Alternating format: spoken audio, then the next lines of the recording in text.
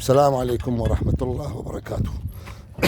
صبحكم الله بالخير وصباح جميل علينا وعليكم وعلى كل العراقيين وعلى كل الطيبين بالعالم. اخوان، مرات تدستر خيط عندك يصير عارض بوري او غيره، شوف ايش قد دافع شو اسمه.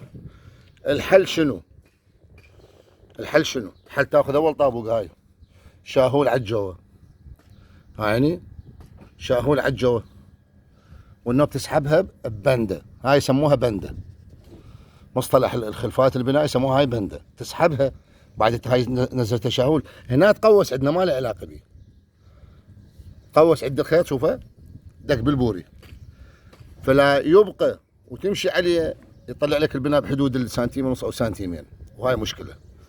فتاخذ هاي اول طابوقه هاي داشر عليها واصبع شاهول على الجو، وتسحب خيطك ببنده وتمنده وتثبت فوقها وتتوكل بالله. ايش عندكم استفسارات؟ ايش عندكم ملاحظات؟ ايش عندكم عمل؟